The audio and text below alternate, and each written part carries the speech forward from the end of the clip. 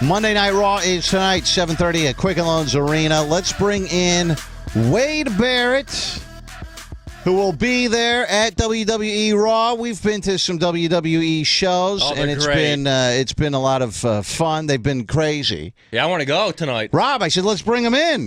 Rob's just standing there, staring in through the window. Good morning. How are you, my man? How you doing? Wade Barrett is here, and you can get tickets at 888-894-9424 or any area discount Drug Mart. If you want to go see WWE Raw tonight, which is always pretty cool. We've been to this thing before, and there's some crazy fans that come out to these events. Yeah, it gets a little wild. I mean, that's kind of the cool thing about coming to a live show versus watching it on TV is you get to get involved in that atmosphere and the interaction with the performers and stuff like that. It's actually more fun, I think, that even if you're not a wrestling fan, I think you can have fun at these things. That's it. I mean, literally, I've brought people along to shows like family members who've never watched wrestling before, and one of the most entertaining things for them is literally sitting there and watching the audience at times and how crazy some of the fans are, and then they really get involved with it themselves and start the chants themselves and that sort of thing. So that's a huge part of what our audience comes to experience is the actual interaction with the performers and stuff. You were born and grew up where? In the United Kingdom? Yeah, in England. I'm from a town called Preston in England, which is near Manchester. And is that a small town, working class town, or what's that like there? It's a pretty small working class town north of England. It's like most of England, we're all obsessed with the soccer, so the World Cup's a big deal for us right now. But, I mean, I grew up there and discovered WWE when I was about 9 or 10 years old. Became a huge fan of guys like Hulk Hogan and The Ultimate Warrior, and then carried on watching all the way through to Stone Cold Steve Austin and The Rock and guys like that. And then eventually I got to like 19 or 20 years old, and I thought I really wanted to give it a shot. And I'm a pretty big guy. I'm 250 pounds. I'm 6'6", so I had certain attributes that were gonna hold me in good stead for a career in wrestling. And fortunately, once I started wrestling, things went pretty well, and WWE picked me up and brought me over to the States. How did you watch the WWE? Was it on TV over there? They had a deal where the WWE was broadcast on television in England? Yeah, that's it. We got Sky TV out there, and that kind of started in the late 80s, early 90s, which was our big satellite channel when that first kind of came around, and they picked up the American wrestling, the WWE, so they started broadcasting out. Prior to that, we had British wrestling, which is pretty big out there, but WWE came along and kind of blew British wrestling out of the water. What's the difference between the two? Is it just WWE was more produced, just better athletes? I think it was partly that. I mean, there were some great athletes in the UK, but the WWE guys came along. They just looked better. They were bigger. They had better tans. The production values of better. There's no sun in England. Of course, they have better tans in the WWE. Stuff like that is huge. I mean, I have to tan all the time. I've got terrible skin for tanning, but if I don't tan, I look awful. And that's a big part of what we do, if I'm honest with you. And I think the production values and the entertainment aspect of WWE was just a much higher level than the British stuff. So the British stuff just ended up dying out a little. So you actually have to go. You spend a lot of time. I guess I never really thought about it. That here our wrestlers are like these big hulking guys. But quite frankly, you spend a lot of time on your appearance, primping yourself. That's it. I mean, if you've never seen WWE before, for the most part, we wear these tiny Speedos in the ring and elbow pads and knee pads, so there's a lot of flesh exposed. And if you've got a very pale complexion like I do, you kind of need to work on that. And tanning's a big part of it, as is hitting the gym and that kind of thing. And, then you've got things like the kind of wardrobe that we put effort into, trying to have a unique kind of trunks or entrance. I wear a cape. I'm the one guy who wears a cape on the show, so I've got a kind of unique. Who comes up with that? Do you come up with that, or do they say, look, we want to do something different, we'll throw a couple of ideas out? Is it all you, or do they come to you with I'd say 90% of it is the wrestler himself coming up with it. We have like seamstresses in WWE too who kind of put their 2 cents in and give you a few ideas. But yeah, 90% of it is really the wrestler coming up with it himself and kind of thinking what character he wants to portray and how he thinks he could best contribute to the show, I suppose. So some guys want to be the good guy, some guys want to be the bad guy, some guys want to be the straight-laced guy, somebody else wants to be the crazy lunatic guy, and whatever's inside your personality, you kind of bring that out and that comes out in the wardrobe and everything else in the character. So you got into wrestling when you were about 8 or 9. You saw it and you thought this is interesting. What did your parents do when you were growing up? What do they do for a living? Well, my father was an accountant. My mother was a social worker. So they were both two very conservative, straight-laced people. And I think they saw me watching the wrestling and probably thought it was just a phase I was going through. But then after a couple of years, I think they perhaps got a little worried that I was getting a little too obsessed with it. But, my parents were kind of like, you let him watch it, whatever. And then slowly but surely, I'd look over at my dad and he'd be sat there on the couch reading the paper. And I'd notice his eyes would be peeping over the top of it, watching the TV. And slowly but surely, he became a fan himself. And I'd come home sometimes and he was already sat there watching it before I got there. And he quickly changed the channel as I walked in. It's like, come on, Dad, I caught you now. We can sit here and watch it together. And in the end, he became a fan too. But when you tell your parents at the age of, I think 2021, you decide, I want to become a professional wrestler. I think maybe I'm incorrect about this, but I think that's when it was. What do they say, or did you ever have that conversation with them right off the bat? Yeah, I had that conversation with them. I think they didn't take it too seriously at the time. Again, I think they thought it was something that I was just going to try and then come back to kind of real life after that. But I went away to university. I did all the kind of education stuff. I had a regular career at that point. So I kind of had a backup plan in place if the wrestling didn't work out. So it wasn't like I put all of my eggs in one basket. So I had this backup plan. Wrestling was something I did on the side.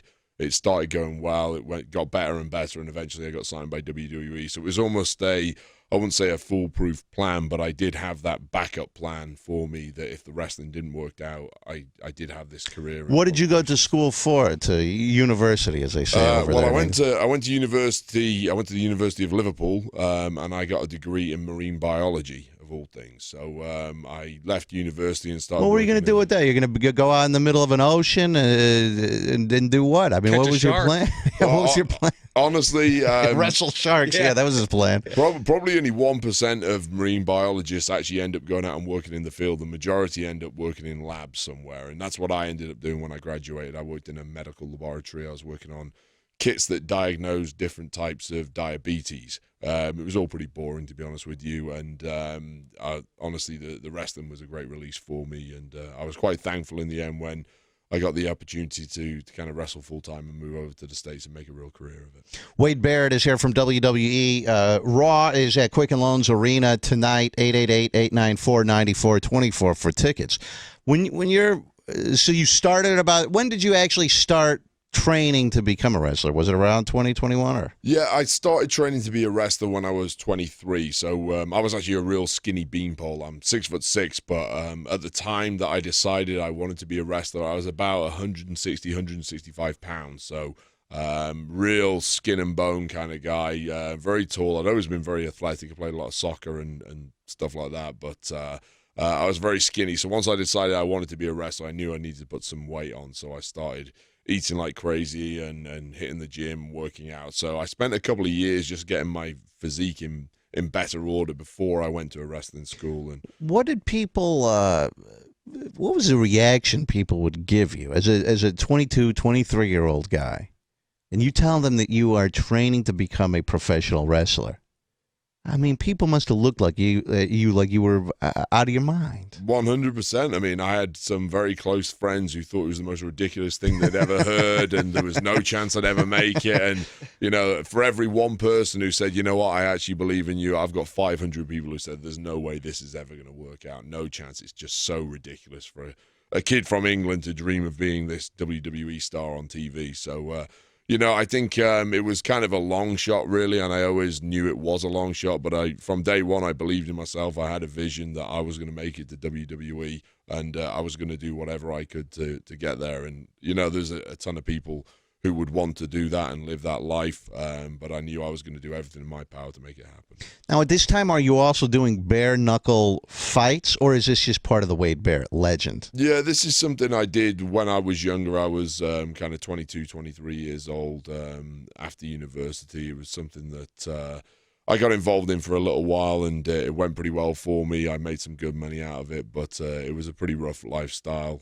What's the difference between a bare-knuckle fight and just like UFC MMA style stuff, or is it exactly the same? No, it's usually it's unsanctioned for a start. It's illegal. It's you don't wear gloves is another part of it. And where do you do it? Like in a bar or in someone's backyard? Where the hell are you doing this? Kind of places where the public eye isn't going to really see it, and the authorities aren't going to kind of get involved and that sort of thing. So yeah, it was very very much underground. This sounds crazy to me because I spend my whole life trying to avoid fights. This guy actually would seek them out. So how in the world would you get involved in something like that? Someone says, hey, you should get into bare-knuckle fighting, or how does this even come about? I was seen fighting somewhere, and I really got to be careful how much detail I go into here, but I was... He's still wanted in England, actually. Somebody saw me fighting somewhere and suggested that I could make some money with him by getting involved in organized bare-knuckle fights. So you're basically just in a street brawl or a bar fight or something, comment. And someone sees this and they go, "Geez, this guy can kick some ass. Come with me, and you can actually make some money instead of just getting arrested or whatever." And so then you start out, and you the first time that you show up at one of these things. You fight in the first one, or do you go and you watch for a while and check it out first? No, I mean, I fought on my first one. It's not something I really wanted to spend too much time around without being paid for it. It's not a kind of environment I wanted to be around I wanted to be there as little time as possible, basically. So, I mean, the first time they set up a fight, I turned up, had the fight, and left there pretty quickly afterwards. This is amazing to me. Absolutely incredible. How many fights were you in? Dozens, hundreds, 10, 5? I think in total I probably had 10 or 11. Now, did they pay? Now, I guess people are betting on this. Of course, this is the big draw of this thing. So they're paying. How do they determine how much money you make to do this? I always had a set purse. Okay, kind of agreed before. And what kind of dough are we talking about? I'd say I'm earning a lot more now with WWE. Let's put it that okay, way. of So course. There's not much of a draw for me to go back. But I mean, are you making? Is it hundreds, thousands? Is it? I'd say it's in the hundreds. It's a hundreds. Yeah. But still, if you get your bell rung, what happens? I mean, you can't call an ambulance right there because you're doing something illegal. What do they do? I mean, you can still call an ambulance. I think the setup would be, everyone would kind of disappear. If you did need an ambulance, you could call one out. This guy's been attacked or beaten up or whatever. I mean, it's not like you would call them into. Did you see anything? Anyone get seriously injured during? No, I didn't. It was kind of. It's difficult to describe. I mean, it's a dark and sinister kind of world, but there is a certain gentleman code in a sense that I didn't see anything terrible there. I mean, there's two guys getting in the ring to fight. Guys are betting on it, and at the end of the day, that's where it ended. Would people then leave you alone if they saw you around town in bars and stuff? Did you get a reputation for being a real bad son of a bitch? Not really. I wasn't. That wasn't something I really kind of embellished at all. I kind of did what I needed to do in whatever part of the country I needed to do it. Then I disappeared and went back to my kind of regular life. Wade Barrett from WWE is here. Monday Night Raw in town at Quicken Loans Arena, 888-894-9424 to purchase tickets. You can, of course, call us, 1-866-YO-ROVER. That's 1-866-967-6837. I have to ask you one last question about this, and then we'll move on from the bare knuckle. There's a story, and again, I don't know if this is legend. He wins a bunch of money, Dieter, in one of these bare knuckle fights.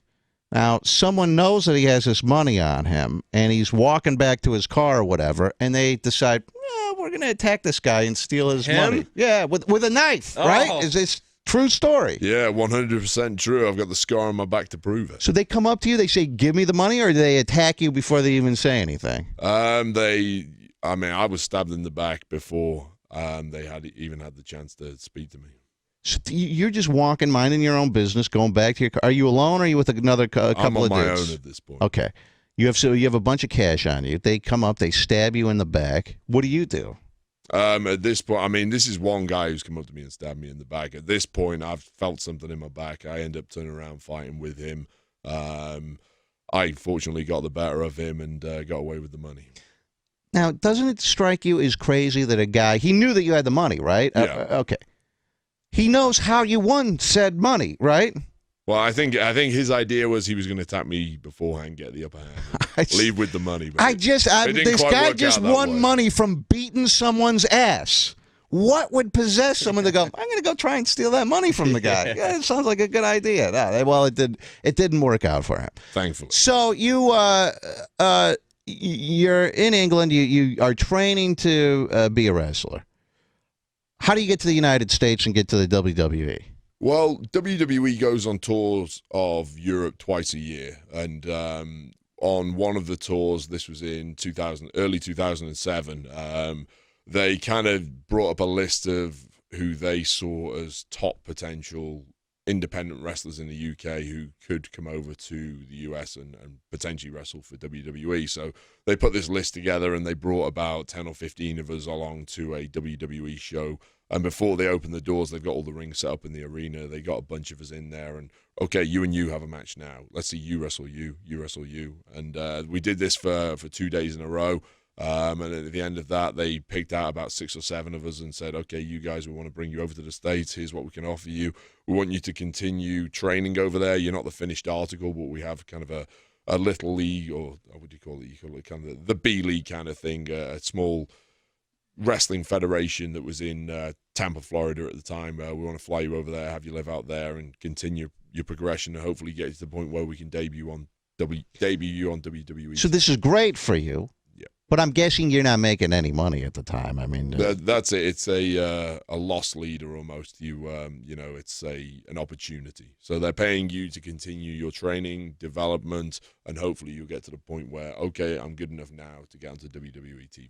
How long were you in that before you actually make it into, what we see on television now and whatnot? Well, it always varies from person to person. I've known people be in that system for 5 or 6 years. Me personally, I was in that system for just over 2 years. And I'd say I actually got an injury at one point, so I had about 6 months out with an arm injury. So, in total, really, like I say, about 2 years that I was in that system before I debuted. What'd you learn in that you didn't know back when you were in England? Well, a lot of the stuff I was doing in England wasn't televised. So there's a lot of work with cameras and lighting. And I suppose in general, just being in the ring, you get to wrestle better people every day than I was doing on the independent scene in the UK. So that helps you improve. You become more polished.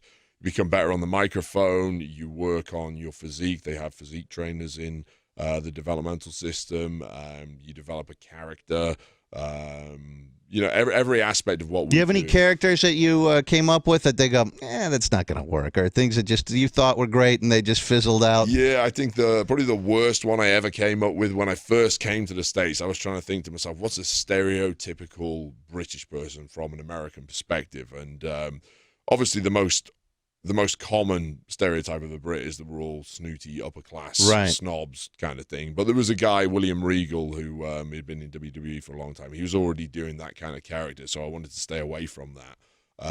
So I decided I was going to be kind of like Liam and Noel Gallagher, Oasis. So I was going to do something along those lines. So I did 2 or 3 shows that fortunately there's no footage of, where I came down dressed in this bucket hat and swaggering down to the ring like one of Oasis. You need a brother that you could just fight with all the time, right? So yeah, that was pretty bad. Wade Barrett is here. WWE Monday Night Raw is tonight at Quicken Loans Arena. 6'7", 250 is what you. There's 6'6" or 6'7"? Is that 6'7" in my boots. 6'7" 6'6" flat in your boots. So what do you do training wise? How much time are you spending training? Is it just nonstop? Well, you got to remember I'm wrestling probably 4 or 5 nights a week on average, and so in terms of kind of cardio and things like that, I'm burning a massive amount of calories just from being in the ring every night and wrestling. But then on top of that, I need to do some kind of like bodybuilding and athletic stuff in the gym. So I try and hit the gym 4 or 5 times a week too, for maybe an hour and a half or 2 hours a day. So, yeah, there's a lot of calories getting burned. I have to have a very high calorie diet just to make up for the amount of calories that I'm losing from working out and being in the ring. Now, are you able, because you're doing all these different shows and whatnot, you're traveling all over the place, are you able to have a girlfriend? Are you single, or what's the story? Yeah, I'm kind of seeing a girl at the moment. It's very difficult when you're on the road all the time. I'm very rarely actually at my house. I probably spend 70 nights a year at my own place, so it's pretty difficult. But yeah, I'm seeing a girl at the moment. It's fairly embryonic at the moment. It's not been so it's brand new. Well, it's been going 3 or 4 months, but we've not spent that much time together in that 3 or 4 months. So. Yeah, I mean, that's difficult because when are you ever able to be at home and spend time with them? Exactly, that's the hard part. I mean, plus you have women throwing themselves at you. I'm sure. I wish. Right? I wish it was like Oh, that. please. 6'6", 250 on television. Women are coming out of the woodwork for you. I would think. There was a guy. I don't know who he is, but I saw this on TMZ.com. His name is Pat Patterson. Is his name? Do you know who this is? I know Pat. Yeah. Pat Patterson, I guess WWE, they have, first of all, the success of WWE is fascinating to me, and I think just about everyone else. They have their own, I know that, do they have their own network now? Or I know they just launched something, which is like their own. Yeah, that's the WWE network. It's $10 a month, and it's got all the old kind of pay-per-view footage from the last 30-plus years. On there, you get WrestleMania, SummerSlam, all that stuff. But they must have some original programming on there, too. I get like some almost reality show, because I saw a clip. It was from something called Legends House or something, whatever that is on this WWE network. And this Pat Patterson guy, he's around a bunch of dudes who are former wrestlers and stuff. They're all like 60 now. And this guy comes out. This just happened a couple days ago. He comes out and he tells the whole group, he goes, oh, by the way, you've known me for 50 years. I'm gay. Oh. And he came out of the closet like that. Has this been talked about I don't know who this Pat Patterson guy is, but I guess he's an executive there. He's very well known. Yeah, that's right. I mean, Pat's been around the business for years and years. He's had a huge career. He was a top wrestler in his days, also a top producer in WWE, and he came out the closet.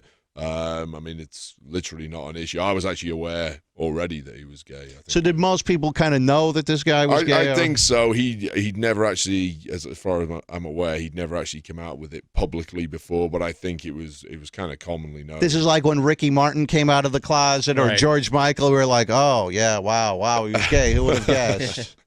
So, do you think that there could be? I'm sure there is. I don't know, but if there's a gay wrestler, would this be accepted or embraced in the locker room? It's funny you mentioned it. Actually, about a year ago, a guy, Darren Young, who's a wrestler, he came out of the closet. He's a wrestler in WWE. He's actually out injured at the moment, but he came out, and TMZ made a big production of it. But it was literally just another day. I mean, nobody in the WWE batted an eyelid. It was just a regular thing as far as we're concerned. See, that almost goes against what the stereotype that you think of these wrestler guys who are just, big, huge meathead, as macho as can be, that you're telling me it wasn't that big of a deal. It was literally nothing. I mean, it's that was the kind of the opposite of the Pat Patterson situation, where I think everyone kind of knew about Pat.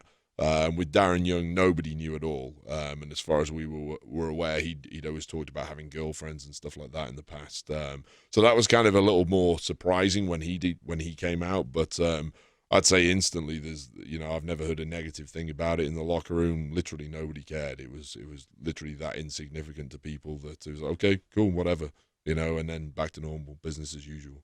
So what you're telling me is you were just talking about this girlfriend that you have 3 or 4 months. Maybe you could come out of the closet. Maybe. Who knows what the big announcement is next? Get TMZ on the phone. Wade Barrett will be at WWE Monday Night Raw tonight at 7:30. It's at Quicken Loans Arena. You can call this number for tickets, 888-894-9424. You can also get tickets at any area discount drug mart. Wade, I appreciate you coming in. and enjoy your short period of time that you'll probably be in town while you're here. And I appreciate you coming in, my man. Cool. And I'm going to take a quick break. Go see Wade Barrett and Monday Night Raw tonight at Quicken Loans Arena. We'll be right back on Rover's Morning Glory. Hang on. Rover's Morning Glory.